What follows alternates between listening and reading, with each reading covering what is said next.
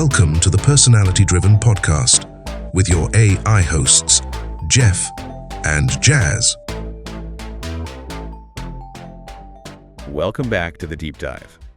Ever notice how some TV news personalities just draw you in, like they're talking directly to you, making even the most serious news feel engaging? It's a real skill. Well, today, we're unpacking those secrets, those magnetic on-screen personas, with Ray Brune's book, Personality Driven: The Secret Sauce for Selling News. Oh, this is a good one.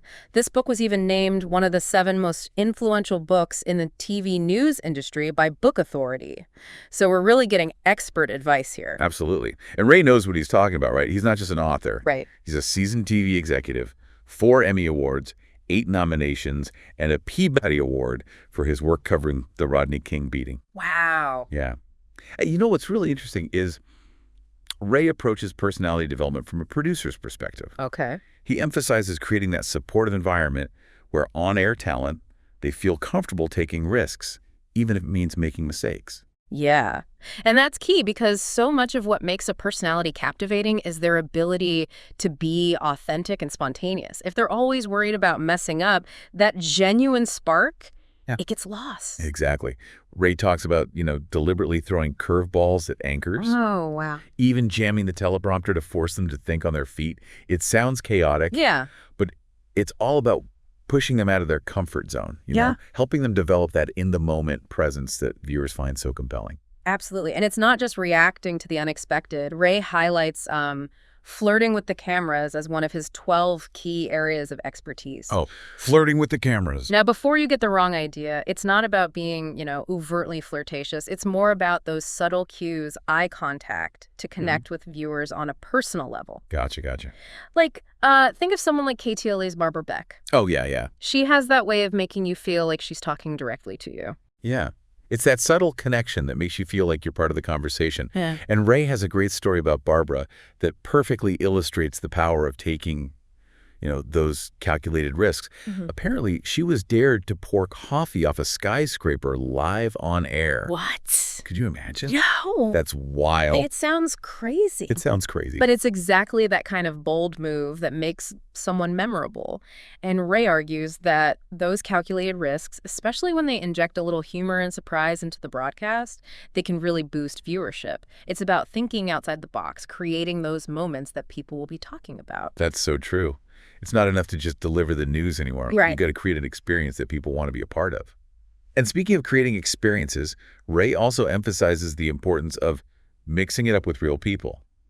He tells this great story about Adam Lee Campbell, or ALC as they call him, Okay. who was doing man-on-the-street interviews in Chicago. Oh, yeah, this is a good one. Yeah. So ALC, he encounters this woman in a motorized wheelchair who's, she's having a tough day, She couldn't think of anything good going on in her life. Oh, man. And so what does ALC do? He spontaneously asks for a ride. Wait, he actually hopped on the wheelchair live on air. He did. That's hilarious. And so they're cruising down the sidewalk, and he asks her again about, what's good in her life. And this time, her face lights up, and she says, I got a friend that I love. He's riding with me on my lap. Oh, it's just this heartwarming and genuine moment. And it really illustrates Ray's point about breaking down barriers and creating those authentic connections with the people you're interviewing. It's amazing how a simple act of spontaneity, right, can lead to such a powerful moment. And it makes you realize that sometimes the best television comes from those unscripted interactions, those moments where you just let things unfold naturally. Exactly. And that brings us to another one of Ray's key areas, letting moments play out. Oh. He tells this great story about an interview on KTLA where Sam Rubin was talking to Howie Mandel after an interview with Richard Simmons. Okay. Howie made this comment about not wanting Richard following him, and Richard, who was off camera, overheard it and got offended. Oh, no. Did they try to cut away? Nope. And that's what's so brilliant about it. Sam, he just let the whole thing play out. Howie ended up diffusing the situation with humor, and the whole thing became this hilarious, unscripted moment that viewers loved because it felt real. It went against that instinct to, control every aspect of a live broadcast. It's a great example of how sometimes the most compelling moments are the ones you can't plan for. So what other techniques does Ray recommend for creating these personality-driven moments? Well, he talks a lot about storytelling and not just like traditional news packages. He encourages anchors to tell stories directly to the camera using, personal anecdotes and experiences to connect with viewers on a deeper level. He even gives an example of Robin Roberts on Good Morning America sharing her family history with slavery during a segment about a family reunion. That's powerful. Using personal stories definitely adds a layer of vulnerability and authenticity that can really resonate with an audience. Right. And you know what else is interesting? Ree highlights this citizen reporter named Rhoda Young who covered a house fire on Facebook Live. Okay. And Ray was blown away by her raw, authentic storytelling style.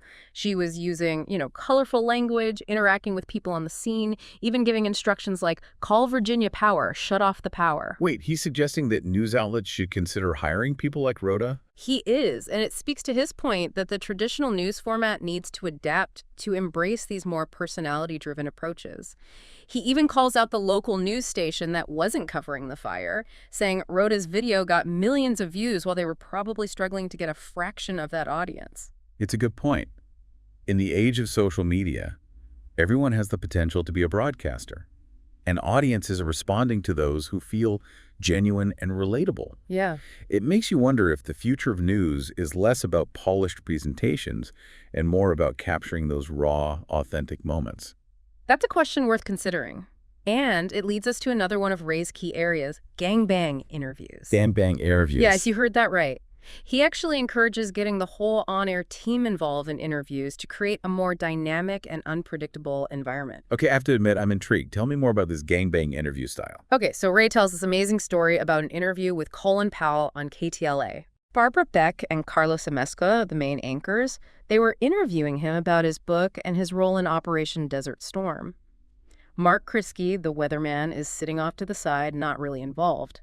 And then, out of nowhere, Mark interrupts the interview and asks General Powell, "Are you a regular recipe or extra crispy kind of guy?" Oh my gosh, what happened? Well, there's this stunned silence. Barbara and Carlos are speechless. Ray, who's in the control room, he thinks he's witnessing a career-ending moment. Oh no. But then General Powell, without missing a beat, says, "Extra crispy all the way." He actually answered. He did, and the studio erupts in laughter. Ray says it was a watershed moment for him. Yeah. He realized that Mark's seemingly inappropriate question actually humanized General Powell Wow. and made the whole interview more relaxed and authentic. So this gangbang approach, it's all about encouraging everyone to participate and create a more conversational flow. Exactly. It's about breaking down that formality of traditional interviews and letting personalities shine through. And speaking of personalities, Ray also emphasizes the importance of, give and take between co-anchors. Right, like that verbal tennis match, right? Yeah. Where you're constantly bouncing ideas and energy back and forth. Yeah. It's about keeping the conversational ball in play and responding to each other in a way that's engaging for the viewer. And finally, Ray talks about the importance of liking each other, or at least faking it really well. He actually says that. He does. He tells a story about an on-air team that absolutely despised each other off camera. But when that on-air light came on, you'd think they were best friends. Wow. So the takeaway here is that a cohesive team dynamic is crucial, even if it's all an act. That's right. Viewers, they can sense when there's genuine chemistry between those anchors, and it makes a huge difference in how they perceive the show. This is all so fascinating. I'm starting to see how much thought and strategy goes into crafting those seemingly effortless on-air personas. It's more than just being yourself. It's about understanding how to amplify your personality, connect with viewers, and create those memorable moments that keep people coming back for more. And speaking of memorable moments, there's one last thing Ray talks about that's really important for anchors. And it might seem obvious, but... You're talking about proofreading scripts. Exactly. Oh, he actually yeah. dedicates a whole section to the importance of proofreading and the pitfalls of overconfidence. It's interesting because he calls out anchors who get complacent after a few years on the job. They think they can just wing it. Oh, yeah. And then they end up stumbling over words, mispronouncing names, and generally looking unprofessional. It's a good reminder that even seasoned professionals need to stay on top of the basics. Absolutely. And Ray, he makes it clear that when an anchor messes up on air, the blame lies solely with them. No excuses. That's a tough but fair point. It highlights the level of responsibility that comes with being the face of a news program. Okay, so we've covered a lot of ground here. But before we wrap up part one of this deep dive into personality-driven, I want to hear your take on something Ray brings up that I found particularly intriguing. You're talking about Ray's critique of anchors who try to rewrite every word of every story. Yes. It seems like there's this fine line, right, between anchors wanting to make the material their own and respecting the work of the writers. Right. Ray even shares this anecdote about a time he pushed an anchor woman a little too hard with feedback, causing her to burst into tears. He had to scramble to find a replacement, even sent an emergency flower delivery. That's hilarious. It just goes to show that even with the best intentions, giving feedback can be a delicate process. Oh, yeah. And it highlights the importance of having that supportive environment that Ray emphasizes throughout the book. Absolutely. It seems like the most successful producers are the ones who can balance pushing talent out of their comfort zones while also making them feel safe to experiment and make mistakes. Now let's take a quick break, and when we come back, we'll continue our deep dive into Ray's 12 areas of personality expertise. These 4 news anchors, they went from making about $80,000 in year 1 to a whopping $750,000 in year 3. Our local newscast in Los Angeles became a massive hit, the highest rated morning show like ever. And these guys evolved into jump off the screen personalities. It was almost by accident. And the Emmy goes to KTLA Morning News. But I took that secret sauce I discovered and I repurposed our success over and over and over and over again. My name is Raymond J. Brune. I have produced more than 15,000 hours of live television, a mantle full of awards, and money was no object. I went on to create and produce at the networks and start up a sports cable network that was valued at an unheard of $3 billion in its 3rd year. All because I repurposed that secret sauce of producing personality-driven television. In this book, I reveal how I did it, step by step. It's no secret. It was right there on the screen for everybody to see. Now it's on the page. The secret of my success is exclusively on Amazon. Do you want to transform your news format into a franchise funneling in countless millions of dollars? Do you want to transform yourself from a mere newsreader to an authentic, jump-off-the-screen personality? All it takes is a leap of faith. Personality-driven, the secret sauce for selling news. Now in paperback and ebook. Welcome back to The Deep Dive. Before the break, we were talking about how producers need to find that balance between pushing talent and making them feel safe. Right, exactly. And that leads perfectly into Ray's advice to just go there. Just go there. One of the 12 areas of expertise. What does he mean by that? Yeah, what does that mean? Well, he's all about encouraging on-air talent to be bold, to try new things, and to not be afraid to push the boundaries of what's considered acceptable on television. So, what? Give us an example. Okay, so picture this.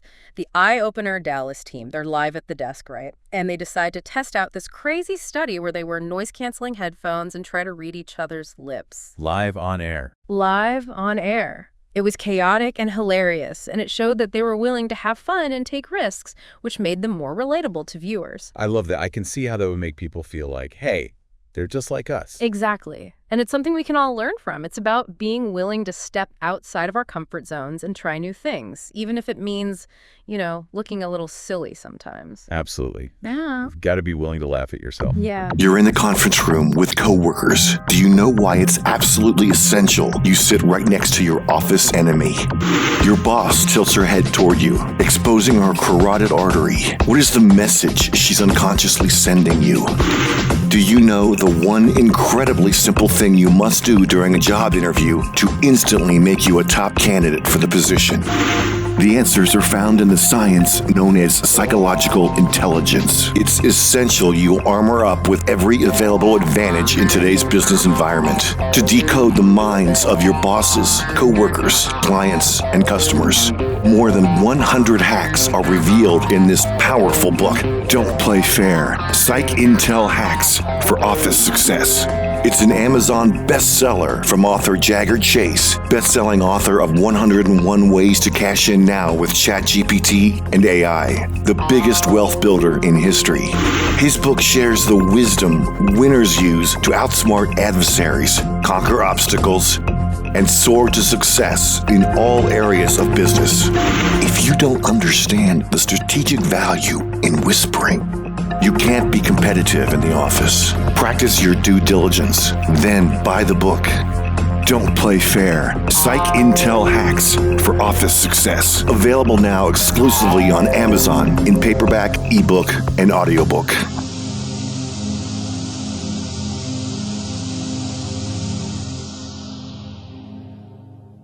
Welcome back to the deep dive. Before the break, we were discussing how crucial it is for everyone to pay attention to the details. Right, and it really makes you think, in today's world, the media landscape is constantly changing.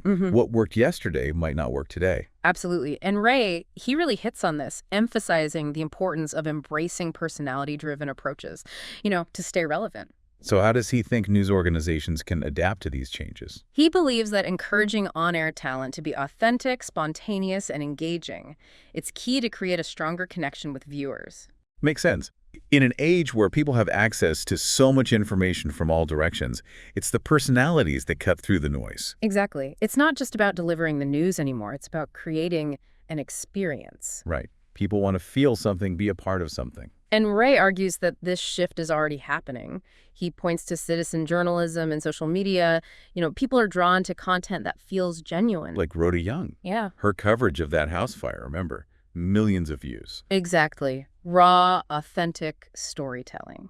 It captivated people in a way that many traditional news programs just can't seem to replicate. So it begs the question, how can these traditional outlets evolve?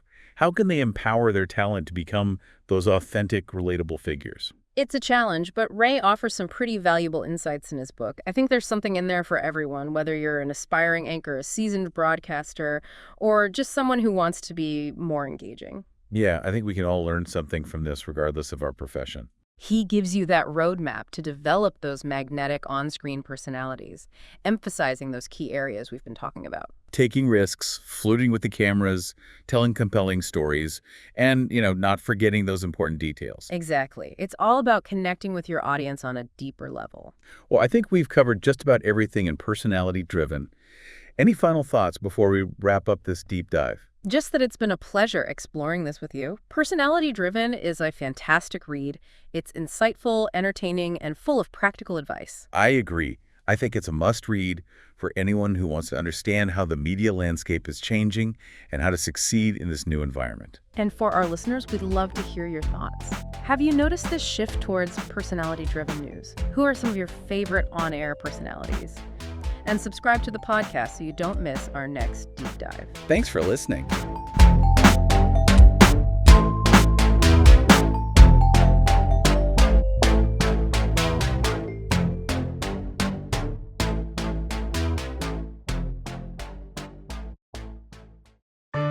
I've been looking for this book for more than 30 years. It just never occurred to me that I'd be the one to write it. I'm Raymond J. Brune. The meaning of life is such a profound topic for a kid who grew up Catholic. Altar boy and playing guitar every Sunday at Mass. But when I read the Bible and I would listen to those priests at church, I just felt no connection. It wasn't until I was in my 40s that everything I thought I believed came crashing down around me. All because I happened to meet this woman, Lisa Williams. This is so true. People come into your life exactly when they're supposed to. Lisa talks to dead people. I know you don't have to say it. I've heard it all. You're a skeptic. We've got a little girl in the band with us, by the way, everybody. But as a TV producer, I was overseeing 2 seasons of her world-renowned TV series, Life Among the Dead, on the Lifetime Network. And what I encountered, what I witnessed was nothing short of awesome. The victims of 9/11 actually spoke to us. Lisa revealed astounding things about my mother that Lisa couldn't possibly have known. We had real-life Scooby-Doo moments in a haunted mansion. And the universe actually began speaking to me through a series of astonishing coincidences that could not have been just coincidental. I challenge you to put the things you believe to the test. It's the only way we grow spiritually. No religion, no sermons.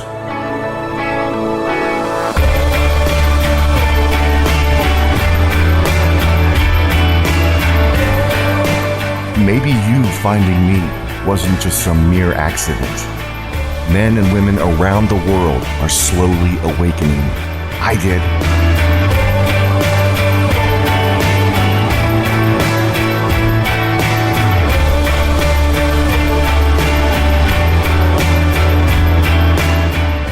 Life's Meaning Revealed, Secrets, Magic, and Miracles That Transformed My World by me, Raymond J. Brune. In paperback and ebook, exclusively on Amazon.